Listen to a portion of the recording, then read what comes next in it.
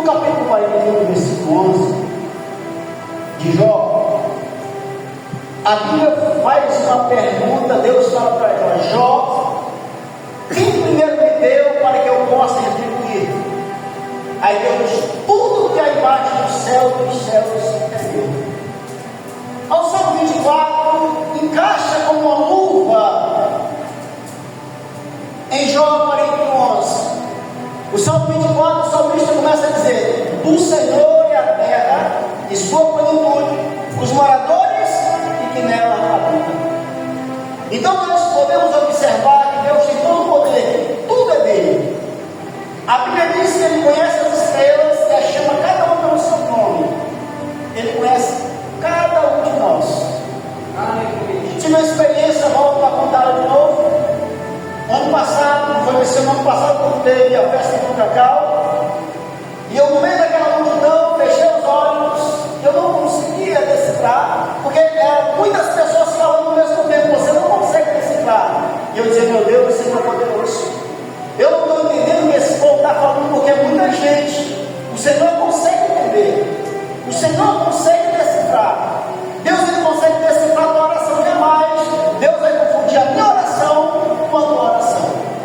Jesus, aqui no capítulo 18, no versículo 8, parte dele faz uma pergunta. Ele diz assim: quando o Filho do Homem vier, porventura achará fé sobre a terra? O que é fé? O escritor aos Hebreus, no capítulo 11, no versículo 1, diz: fé é o firme fundamento das coisas que não se vê, mas a prova daquilo que se espera. Ou seja, a fé você não vê ela visível com o olho do outro. O escritor aos Hebreus, a partir desse capítulo 11, versículo 5, ele vai dar uma lista da galeria dos heróis da fé. Ele diz: pela fé, Abraão foi chamado e deixou tudo. Já pensou Deus chegar para você ser estruturado na cidade, você ser bem financeiramente, e Deus aparecer para você que só recebe da tua terra, da tua parentela para a terra, que eu vou te mostrar?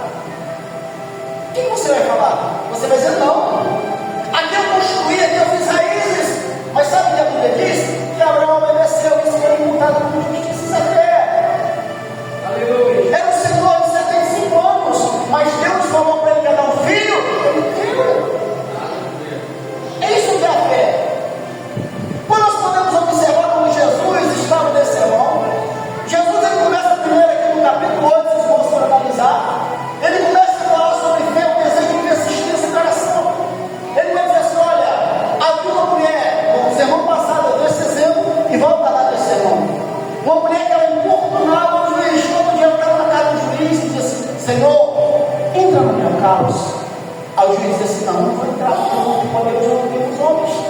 Só que quando aquela mulher importunava tanto, o juiz disse assim: olha, eu não tenho a Deus, eu não tenho os homens, mas eu vou entrar na causa dessa mulher, porque essa mulher me importa.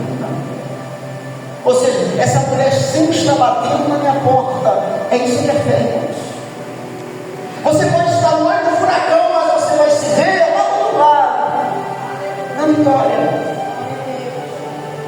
Paulo, quando ele escreve as cartas aos Coríntios, capítulo 10, versículo 13, diz assim: não vem sobre vós tribulação a não ser humana, mas fiel é Deus, e com a tribulação vos dará o escape, e não vos deixará tentar acima do que podeis. Olha só, nenhum de nós vai dizer: essa provação é tão grande. Ela não é, você pode vencer. Mas por que eu não posso vencer? Porque talvez você esteja trabalhando com teus punhos e não é com teus punhos. Aleluia. É com a força do Senhor. É com o joelho no chão. E nós vamos observar nesse sermão uma das coisas que diminui a nossa fé. A primeira coisa que diminui a nossa fé é a falta de oração. Nós não queremos ter mais tempo para Deus Pai. Os irmãos podem chegar em casa, os irmãos podem pesquisar. Hoje, o brasileiro, ele só pega para a África do Sul, que passa mais tempo nas redes sociais. O brasileiro passa 9 horas em média de 23 minutos nas redes sociais por dia. Por dia. Das 6 da manhã à meia-noite, tem uns que vai até, passa muito mais do que isso. E o brasileiro, nós, os brasileiros, não gostamos de ler. O brasileiro, ele lê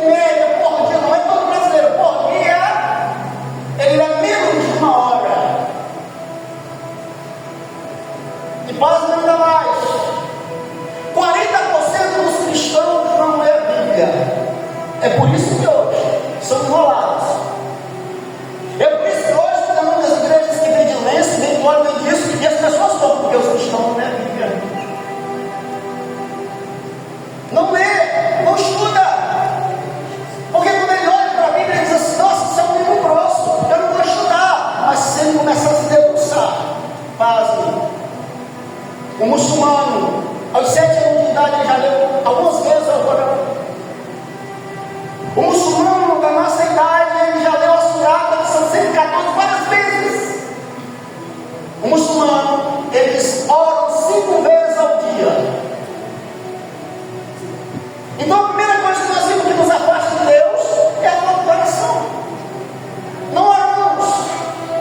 Passamos muitas das vezes o dia todo nas redes sociais. Quando dobramos os joelhos, só dobramos para dar um bucho na cama e aqueles que fazem. Como é que nós vamos ter uma vida diante de Deus? A comunhão do homem com Deus não fala no seu estado financeiro, no seu conhecimento teológico, filosófico, mas na sua comunhão com Deus.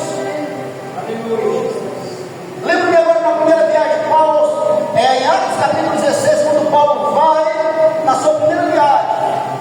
Ele lê o Evangelho, Deus abre o coração dele, ele se converte. Deus, ele expulsa um demônio que estava uma jovem, e Deus usa ele para levar a salvação na casa do carcereiro. E no capítulo 16, no versículo 25, ele tinha apanhado o dia todo, irmão, o dia todo ele tinha apanhado. Mas só que à noite, Paulo ensina a orar e cantar louvores. Tu sabe que a oração faz? Muitas das vezes a oração ela muda planos. Lembra de Jonas no capítulo 1? Quando Deus disse: Jonas, vai na cidade, não me entrega a minha palavra, porque daqui 40 dias eu vou destruir Nínive. Aí Jonas pegou o navio, desceu para Tarso, foi para Jope, mais ou menos 1000 quilômetros da onde Deus mandou ele ir.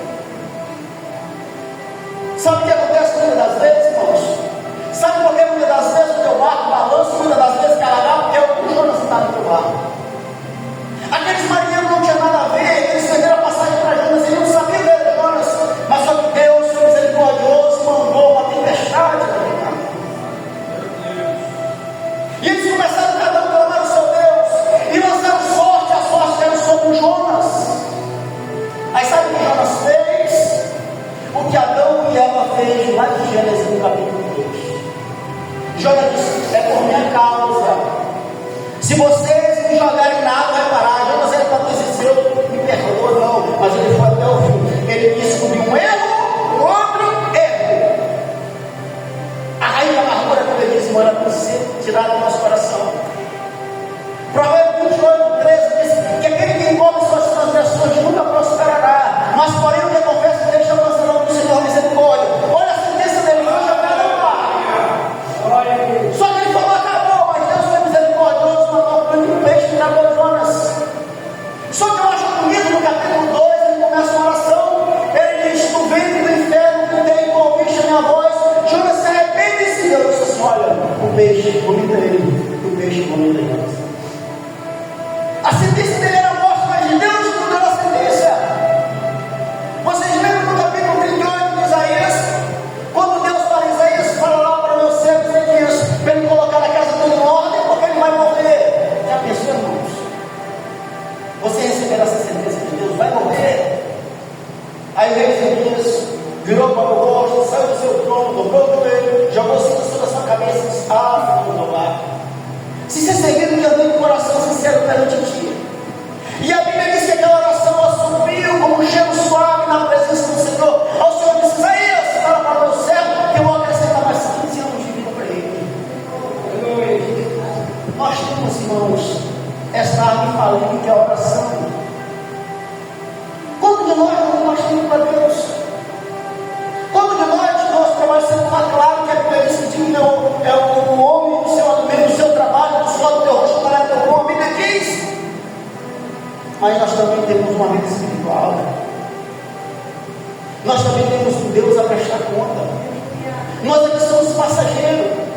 Daqui 100 anos, daqui 80, 90, 120 anos, nenhum de nós vai existir. Nós vamos estar na eternidade. Mas o problema não é que nós vamos estar na eternidade. O problema é aonde nós vamos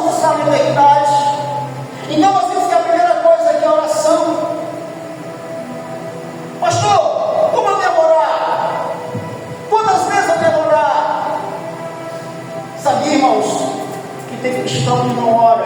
Quando eu digo cristão, eu incluo evangélico, católicos e espírita, que não ora uma vez por dia, que não agradece pelo alimento, que não fala, meu Deus, obrigado pelo trabalho, meu Deus, obrigado pela porta aberta. Não fala. E pasme aquele que conhece Jesus. Então, um grande empecilho que tem criado muitos na fé é a falta de oração. Que observar nós mesmos. Sexta-feira eu tenho uma oração. Vem 2, 3. Eu sei que alguns irmãos trabalham. Segunda-feira é o dia do ensinamento. Vem 5, 6. A igreja que não ora, a igreja que não gosta de ensinamento, irmãos, eles vão cair em qualquer cilada. Lembrei-me agora, a nossa irmã dentista, a nossa irmã sabe, eu ia passando na perimetral de um pastor lá todo branco, e ele dizia assim, eu vou orar, Deus vai dar pelo trono. Eu disse, isso é mentira, mas eu vou importar, que eu vou observar. Aí ele leu Amós, capítulo 6, lá pelos meados, versículo 4, e está escrito, e vos darei limpeza de dentro de toda a vossa cidade. Mas se você ler o contexto, você vai ver que não é isso. Deus vai dizer, Israel, eu vou tirar comida da tua mesa. Se você não tiver comida, você não vai servir a boca. E eu disse, eu vou observar. E aqui o homem diz assim, olha, você fechou o olho, vai vir um anjo está até desastrado. Ele diz, olha, se você escutar a bandeja com bisturi, com a bandeja com as tesouras de ainda, não se assuste que é o anjo que deixou. Eu falei, meu Deus, esse caminho é desastrado. E ele fez o negócio, chamou e foi um bocado de gente, muita gente, porque hoje uma palavra ninguém quer. Mas se alguém estiver dizendo assim, eu estou dando nesse ungido, eu estou dando esse ungido, irmão, vem cheio de gente, mas palavra ninguém quer. Eu sei que ficou muita gente ali. E aí depois ele viu para a lanterna e abriu a boca da pessoa e dizia, você recebeu o dedo de ouro, de prata, de diamante? Ninguém foi. Aí depois, irmão, isso me deu pena. Ele chamou as irmãs que querem perder aqui, não vem para cá agora. Aí ele disse, irmã, mas segura bem aqui na sua roupa, irmãos. E os irmãos também, porque eu já orei uma vez, e a irmã perdeu tudo uma vez, e a irmã ficou descida no meio da igreja. Eu disse, meu Deus, você viu um monte de irmãos. Mas por que isso acontece, irmãos? Porque nós não vamos na palavra. A Bíblia, ela é a nossa bússola. A Bíblia é que nos conduz. Então nós vamos em oração. Se nós vamos observar no Salmos 57, 17, diz que Davi orava de tarde, amanhã e meio-dia. De manhãzinha Davi orava, meio-dia Davi orava, à tardezinha Davi orava. Quantas e quantas das vezes, irmãos, nós éramos para usar as redes sociais a nosso favor? Mas quantas e quantas das vezes eu vejo as pessoas usando malefícios? Então nós vamos ter que nos afastar da nossa oração. Nós não oramos mais, nós não buscamos mais.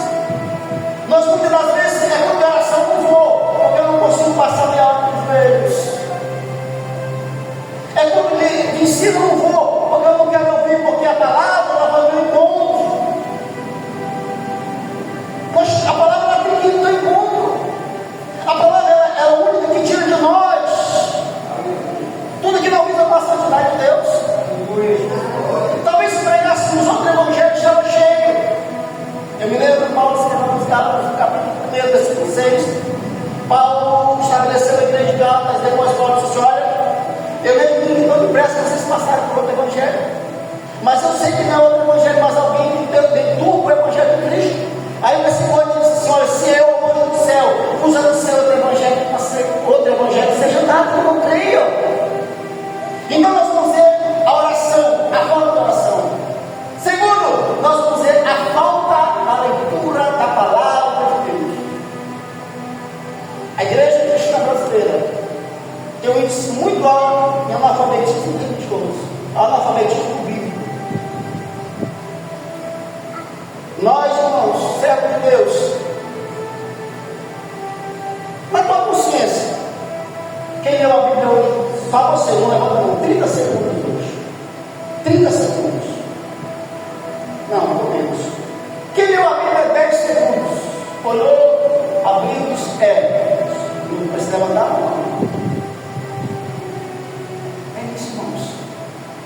Nós estamos com a comida, estamos morrendo de fome. Nós estamos com a água, estamos morrendo de sede. Quando a mãe diz no capítulo 8, no versículo 11, a mãe diz: e nos últimos dias, diz o Senhor Jeová, enviarei fome sobre a terra, sede sobre a terra, fome não de pão, sede não de água, vai ouvir a palavra de Deus. Aí Jesus vai dizer: quando, porém, vier o Filho do Homem, porventura achará fé sobre a terra?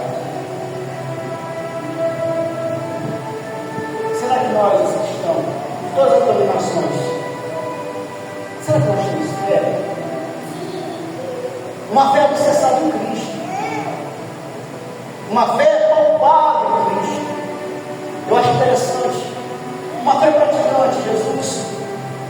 Mateus capítulo 7, versículo 24 a 26. Jesus começa a dizer: primeiro, aqueles que ouvem as palavras e não as cumprem, assemelharei ao homem sensato que edificou a sua casa sobre a areia, sem fundamentos. Caiu a chuva no telhado, desceram as águas no alicerce, correram os ventos na parede, aquela casa caiu, porque ela estava edificada na areia. Porém, aqueles que ouvem a palavra as cumprem, assemelharei ao homem prudente que edificou a sua casa sobre a rocha. Rocha, alicerce, que é essa rocha? Mateus 16, 18, Jesus vai dizer: a minha igreja, eu edificarei a minha igreja, e as portas do inferno não prevalecerão contra ela. Essa rocha é Jesus.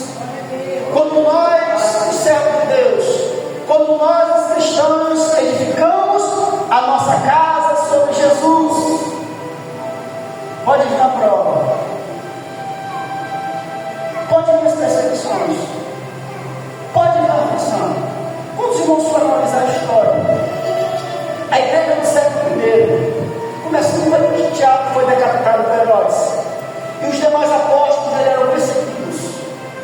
Os nossos irmãos era jogado na arena para ler os imperadores romanos. Os nossos irmãos era tido como atração.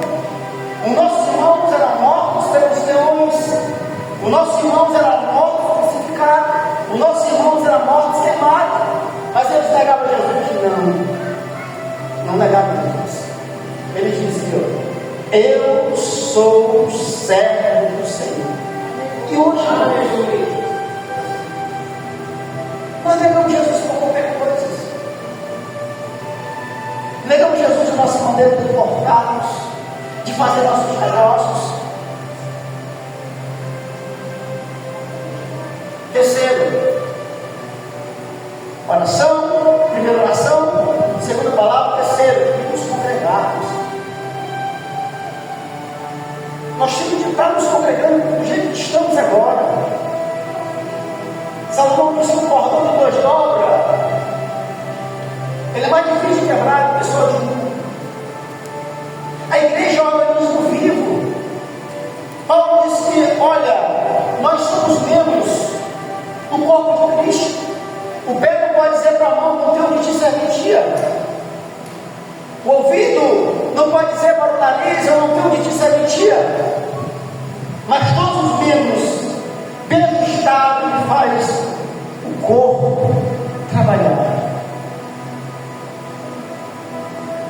Quantas e quantas das vezes nós moramos pertinho?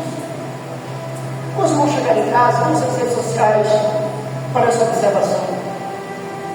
Algumas das igrejas da Nigéria, os nossos irmãos andam quilômetros.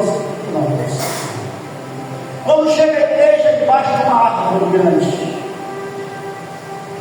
e aí o pregador começa a pregar, e uma certa hora ele para ir para almoçar, e os irmãos ficam ali sentados debaixo da árvore, e o pregador retorna, e a igreja está debaixo da árvore, quilômetros e quilômetros. Muitas das vezes nós moramos dentro da igreja. Aqui eu também, irmão, ninguém diz assim: eu moro longe. Não, que mora mais longe é o presidente, que mora em Laranjeira.